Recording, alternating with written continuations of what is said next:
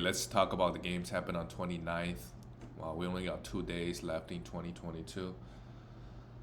All right, we got 6 games. The first game is Oklahoma City Thunder lost to the Charlotte Hornets. Good to see Charlotte Hornets pick up a win. And Shea continues to be unbelievable.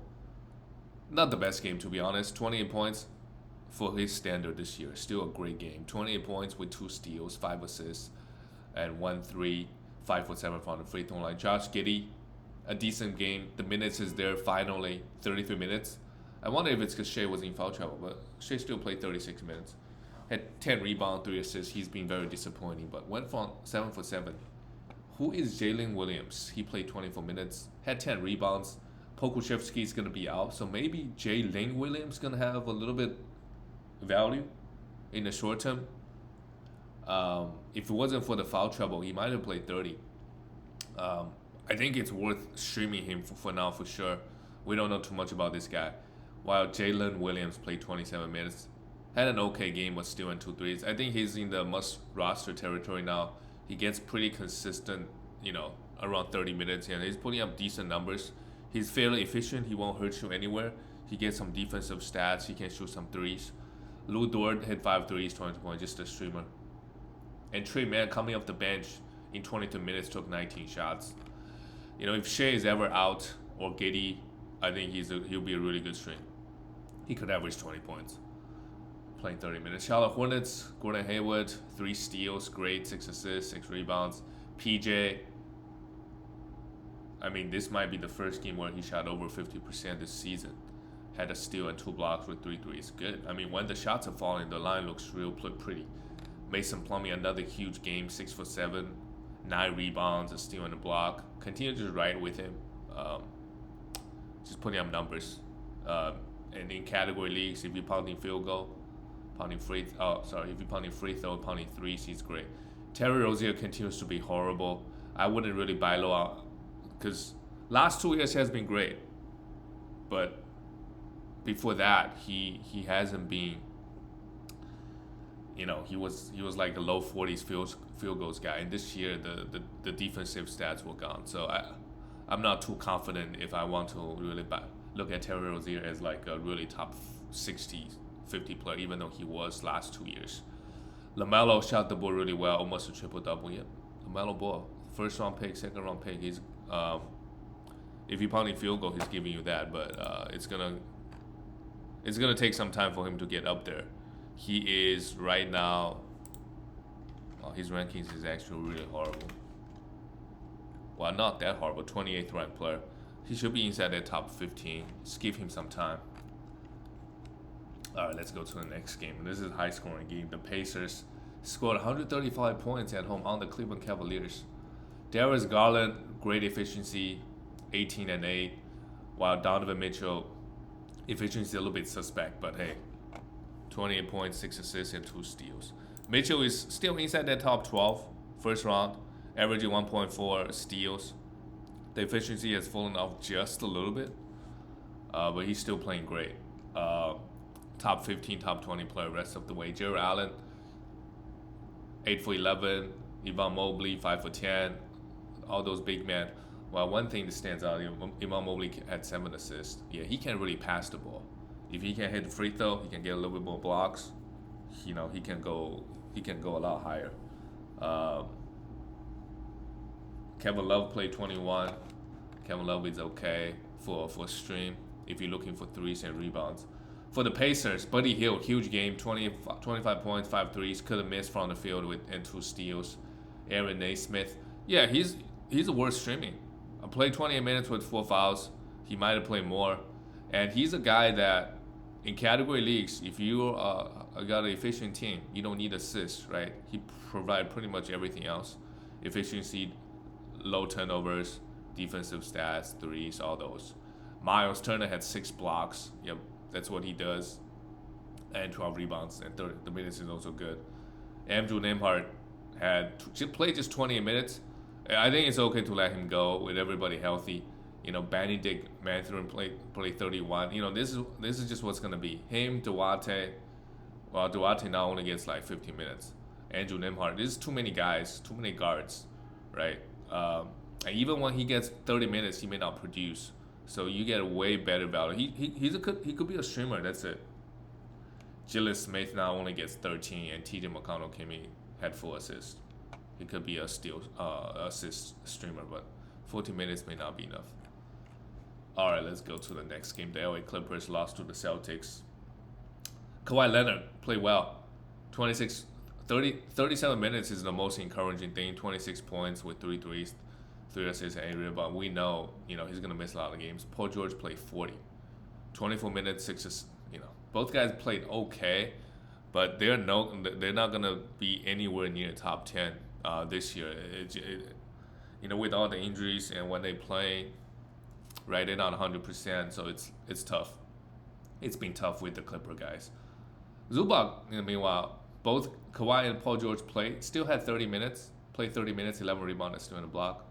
Sure, but just remember, try to sell him if you can, because with both guys playing healthy, if they play a lot of games, if Zubac's minutes just not going to be high, and in certain matchups, he may not get 30 minutes. Marcus Morris hit 2 threes, just a streamer. All the Clipper guys just a streamer. John Wall a streamer. Norman Powell played 30 minutes, but next game he could play 25. Right now, nobody's a must roster, just streamers and that has been the case for a couple of years now. Boston Celtics, yep, Jaylen Brown and Tatum continue to play. Tatum went 6 for 10 from the free throw line. Otherwise, looked pretty good. Jaylen Brown missed all 8 3-pointers, but he still had 29 points. And we look at Al Horford and Robert Williams. Al Horford had 2 blocks. Yep, that's good enough. Continue to hold. And Robert Williams just could not miss a shot. Had to steal on the block. Yeah, just be patient with him. Obviously, in category leagues, you're still happy with the production, even though he's only playing 20 minutes. Still in the block, 4 front of the field, 4 front of the free throw line, 6 rebounds. At some point, he's going to start playing more minutes, so just be a little bit patient. Derek White, now, he played 37 minutes. And who was out this game? I'm trying to think. Well, Malcolm Brogdon was out, yes. But even with Malcolm Brogdon playing, I think Derek White was getting close to 30 minutes. So let's just roster him and see what happens. Had 2 blocks, 4 assists, and 2 threes. Pretty good. He's a really good fantasy player, as at this point we all should know. In category leagues. Let's go to the next game. The Grizzlies beat the Toronto Raptors 119-106. Dylan Brooks finally shot 50% from the field, 25 points. Jaren Jackson Jr. was able to stay out of foul trouble, had 2 blocks. Decent game, 15 points. Steven Adams, they all shot the ball really well. Interesting. Thought Raptors supposed to be long, and 17 rebounds from Steven Adams as well. Desmond Bain, he was a top 25 player before the injury. Coming back, just give him some time. This is still a good game with 3 threes, 2 steals, 4 assists, 5 rebounds, and 16 points.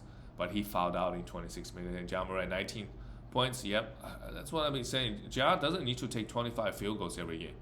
Here he had 17 assists. The usage must be insane because he took 19 field goals as well.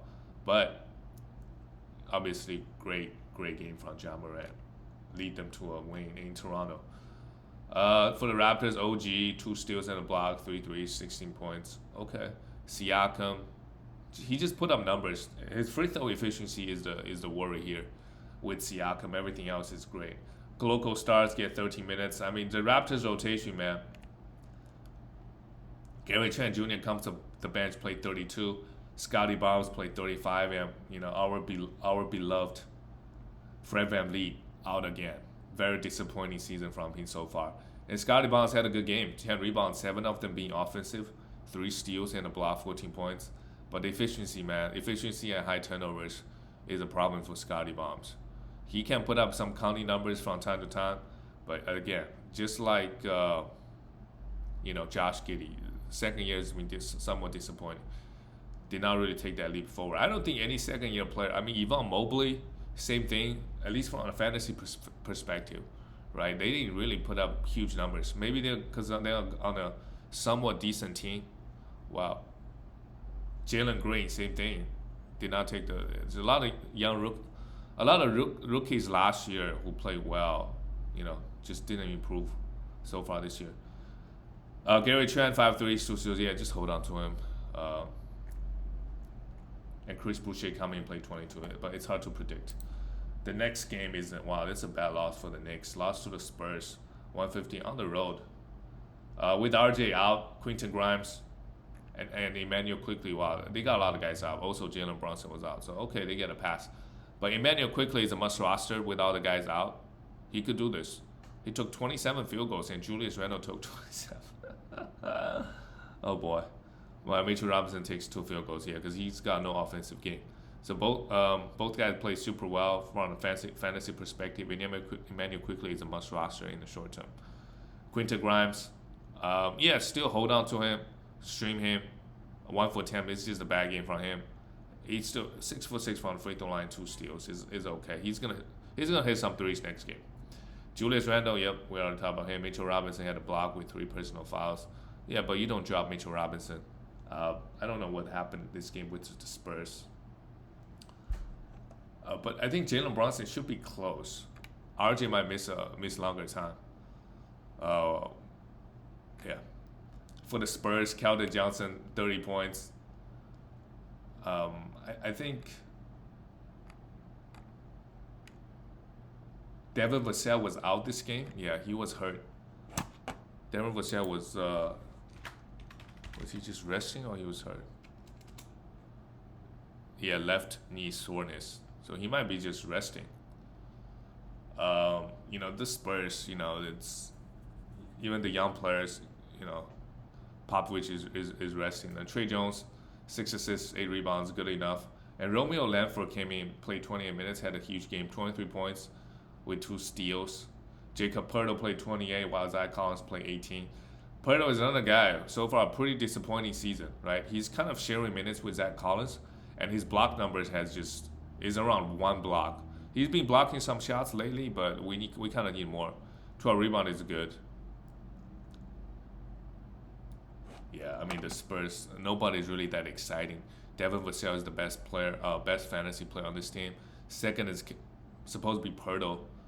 Keldon Johnson put in some numbers. He's been scoring a lot, hitting a lot of threes, but just kind of lack of defensive stats is his problem. All right, the next game is the Rockets lost to the Dallas Mavericks. We'll just talk about Jalen Green. Yeah, he's averaged over 20 points, around like 2.5 threes, which is good, but everything else is kind of negative. I mean, a little bit rebounds and assists, but the defensive stats are lacking. The high turnovers, the bad free throws even. He's supposed to be 80% free throw shooter. I don't know if he's that this year, to be honest. Low field goal guy, yeah. It's been poor for him. Hopefully he turns it around. Kevin Porter Jr., you're not going to sell him, right, at this point, because his rankings is just horrible.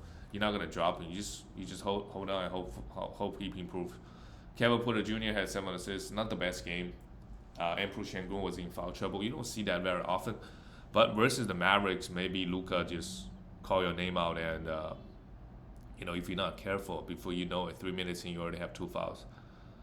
He's going to bounce back from this, pretty sure. Jabari Smith continues to play just mediocre, I think.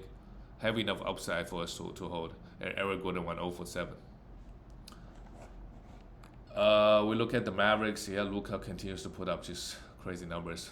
Another 35-point triple-double, a steal and 2 blocks. Spencer Dinwiddie hit some threes. Yep. Christian Wood, he had 4 blocks again. Yeah, Christian Wood has completely waking up. Completely waking up. If you bought low on him, congrats. If he's gonna stick in the starting lineup and get minutes, yeah, he's gonna put up numbers. The only concern is the free throws. If you're pounding free throws, he could be a top 25 player. I don't know. I don't check. But I haven't checked. Let's actually just check that right now. So let's see. Let's use Basketball Monster. Let's just say we are going to pound. We're going to pound free throws. Where's Christian Wood? 6. Okay. Pounding free throw. He's just a 60th ranked player on the season. But let's just say the last 3 weeks, because he wasn't getting the minutes. Yeah, he's a 20th ranked player.